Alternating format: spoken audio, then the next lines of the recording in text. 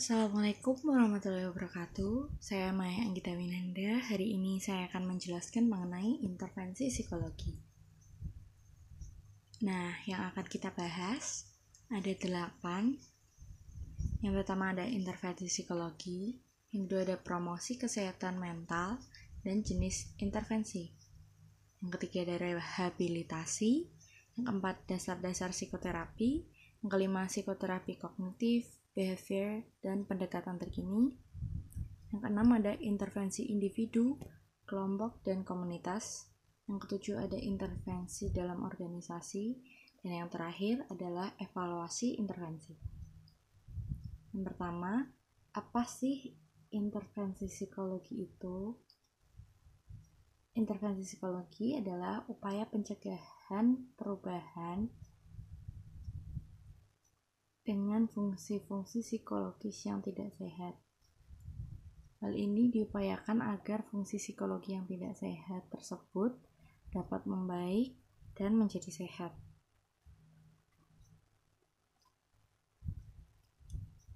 Karakteristik intervensi.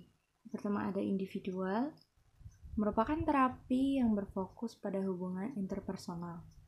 Yang kedua ada kelompok, merupakan terapi yang diberikan kepada individu yang memiliki penyakit emosional yang telah dipilih secara cermat, kemudian ditempatkan ke dalam kelompok yang dibimbing oleh ahli terapi yang sudah terlatih untuk membantu satu sama lainnya dalam menjalani perubahan kepribadian.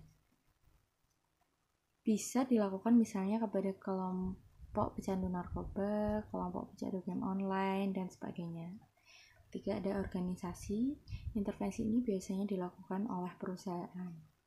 Yang keempat ada masyarakat.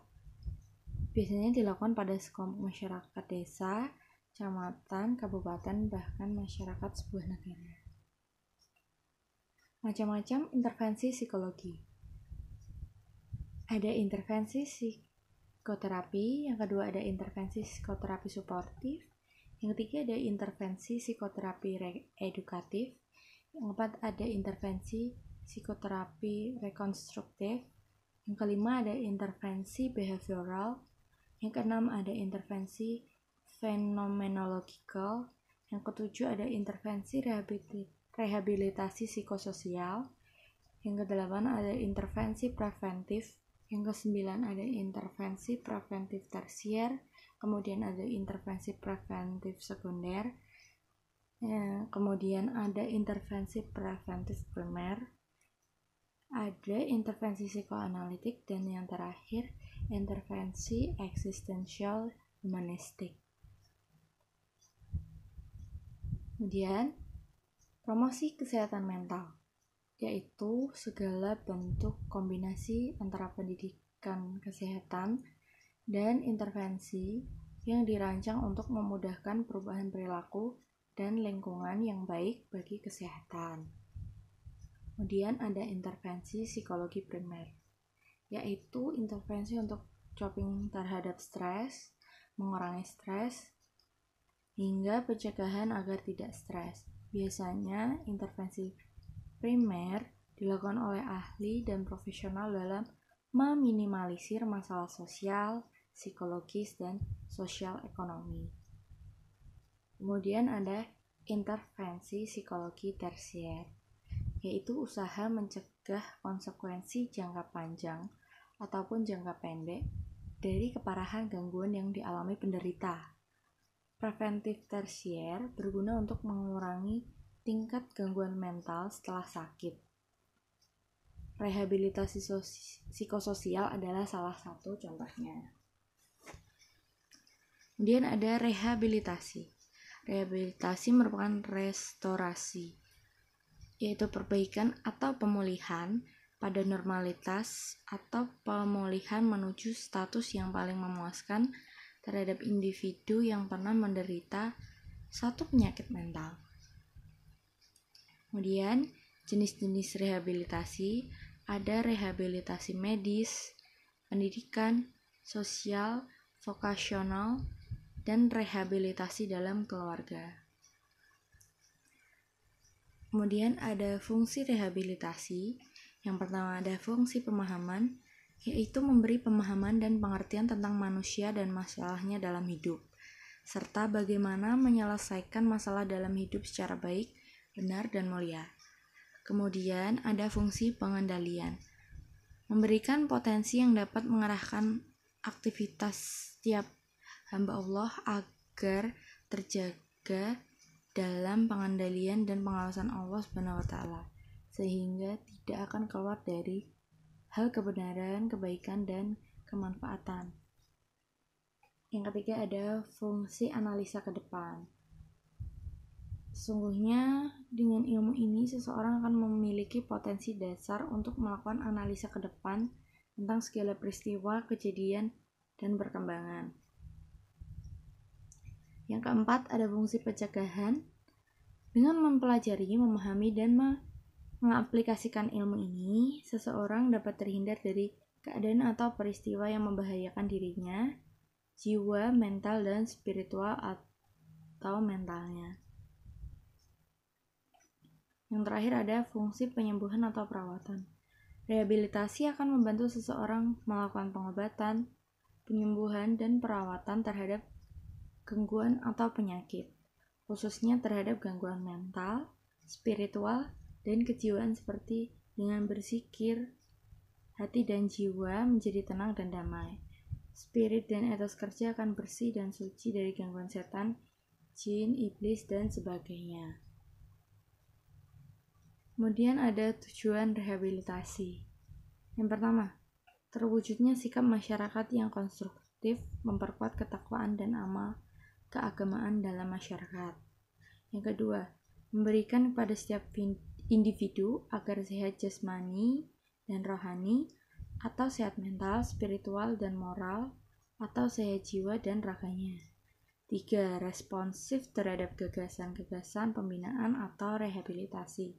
4. Menggali dan mengembangkan potensi esensial sumber daya insani. Yang kelima, mempertahankan masyarakat dan mengamalkan Pancasila dan Undang-Undang Dasar 1945. Yang keenam, mengantarkan individu kepada perubahan konstruksi dalam kepribadian. Yang ketujuh, memperkuat komitmen bangsa Indonesia mengikis habis sebab akibat dan kemungkinan timbul serta berkembangnya ateisme, komunisme, kemusyrikan, dan kesehatan masyarakat. Yang terakhir, mengembangkan generasi muda yang sehat, cakap, dan terampil. Kemudian ada dasar-dasar psikoterapi. Psikoterapi adalah suatu intervensi interpersonal, relasional yang digunakan oleh psikoterapis untuk membantu pasien atau klien dalam menghadapi problem-problem kehidupannya. Kemudian ada tujuan psikoterapi. Yang pertama, memperkuat motivasi untuk melakukan hal-hal yang benar. Yang kedua, persuasi atau ajakan dengan cara diberi nasihat sederhana sampai pada hipnosis. Digunakan untuk menolong orang bertindak dengan cara yang tepat. Yang ketiga, membantu klien mengembangkan potensi. Yang keempat, klien diharapkan dapat mengembangkan potensinya. Ia akan mampu melepaskan diri dari fiksasi yang dialaminya. Klien akan menemukan bahwa dirinya mampu untuk berkembang ke arah yang lebih positif. Yang kelima, meningkatkan pengetahuan dan kapasitas untuk mengambil keputusan dengan tepat.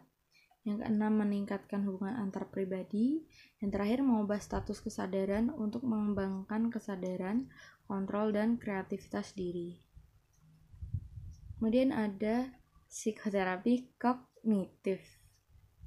Merupakan terapi jangka pendek terstruktur, berorientasi terhadap masalah saat ini dan bersifat individu.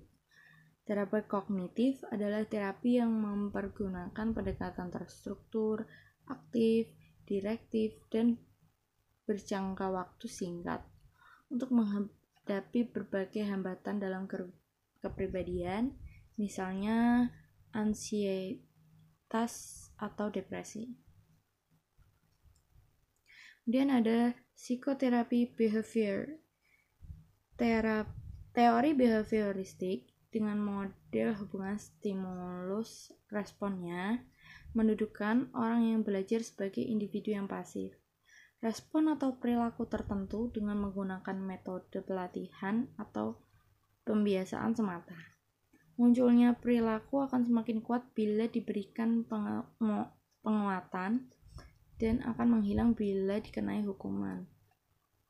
Corey mengatakan bahwa pendekatan behavioral bertujuan untuk memperoleh tingkah laku baru, penghapusan tingkah laku yang maladaptif, serta memperkuat dan mempertahankan perilaku yang diinginkan. Kemudian ada psikoterapi sofistik.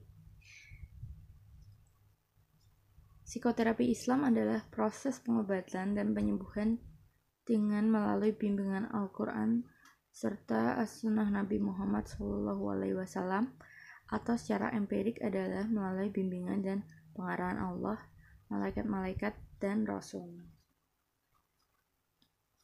Kemudian ada intervensi individu dan kelompok. Apa itu intervensi individu? Salah satu kegiatan dalam psikoterapi yang mana harus melibatkan seorang ahli terapi yang kemudian akan menjadi penolong dari klien yang memiliki masalah pada tingkah laku, kualitas hidup, dan lain sebagainya.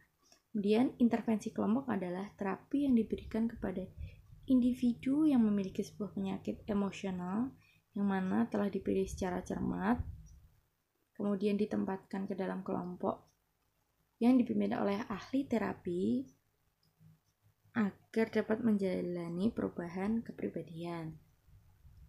Kemudian ada intervensi komunitas.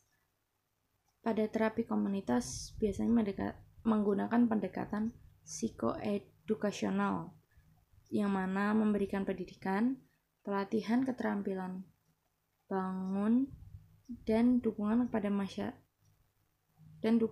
mereka yang memiliki resiko atau sudah mengalami. Intervensi dalam organisasi merupakan intervensi dalam organisasi. Intervensi pengembangan organisasi merupakan urutan kegiatan, tindakan, dan peristiwa dimaksudkan untuk membantu meningkatkan kinerja dan efektivitas organisasi. Yang terakhir ada evaluasi intervensi. Setelah intervensi diberikan, yang tidak kalah penting untuk dilakukan adalah evaluasi program intervensi.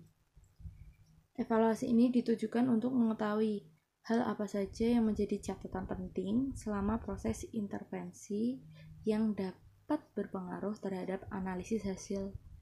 Evaluasi ini dilakukan untuk mengetahui kesesuaian antara rencana program dengan pelaksanaan intervensi sehingga dapat dilakukan perbaikan untuk pelaksanaan intervensi pada tahap berikutnya atau menjadi sebuah catatan penting untuk dilaporkan.